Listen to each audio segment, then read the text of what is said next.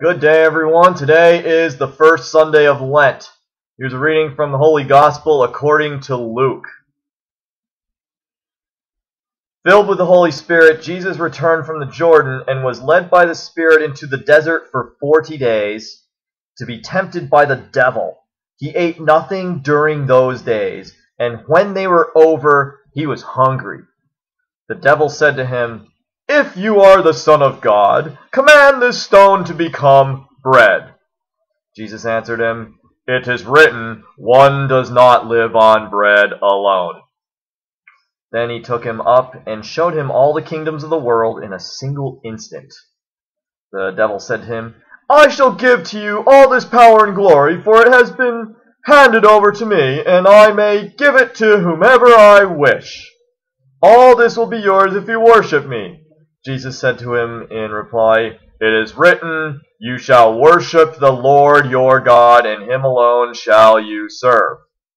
Then he led him to Jerusalem, made him stand on the parapet of the temple, and said to him, "If you are the Son of God, throw yourself down from here, for it is written, 'He will command his angels concerning you, to guard you, and with their hands they will support you, lest you dash your foot against a stone.'"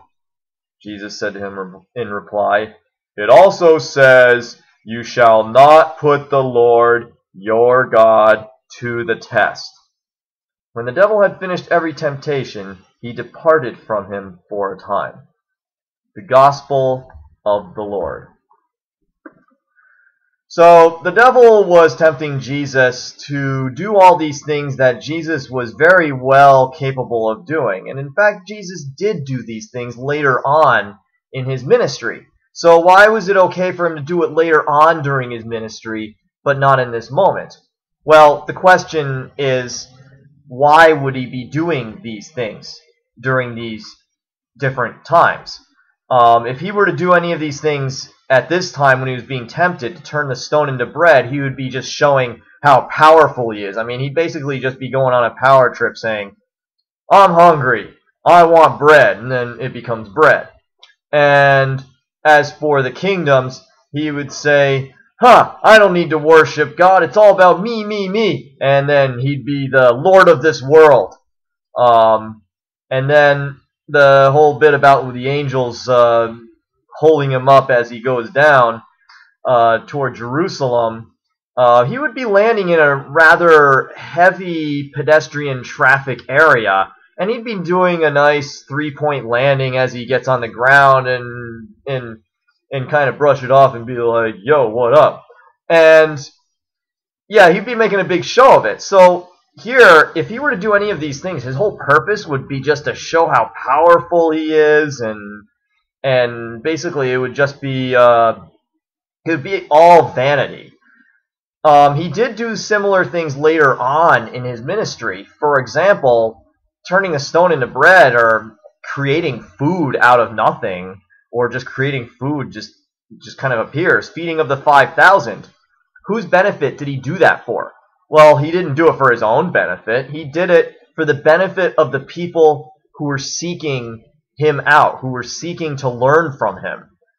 They were all trying to do the right thing, but they had no food, and they needed food. So he was doing it for their benefit. He was not doing it for selfish purposes. He did it for someone else. He did it because he was doing the right thing.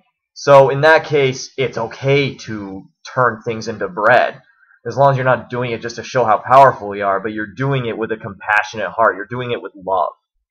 Now, as for being the ruler of this world, he lived a very humble life, and he was always prayerful. He was always, he always prayed to God, the Father, and he never presumed to be the number one. "I'm the head honcho, I'm in charge, I am the Lord of this world," because his kingdom is not of this world.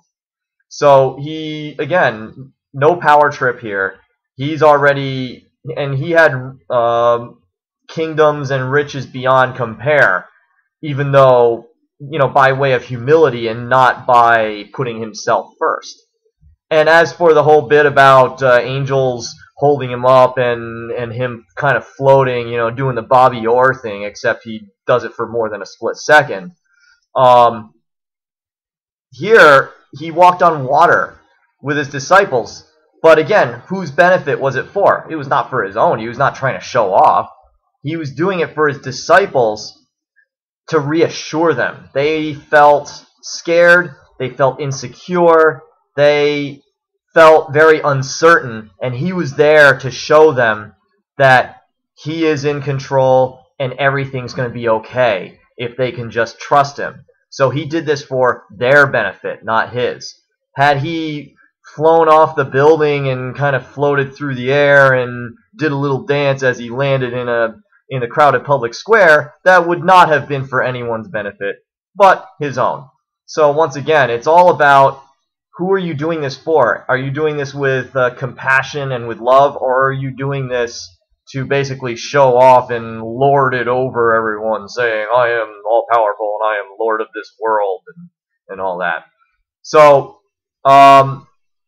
that's something to consider, especially in this world where we tend to be going for personal gain, and it's all about me, and things like that. Particularly in this Lenten season, it's a season of giving, a season to put others before oneself. It's a season to think about serving. How can I serve?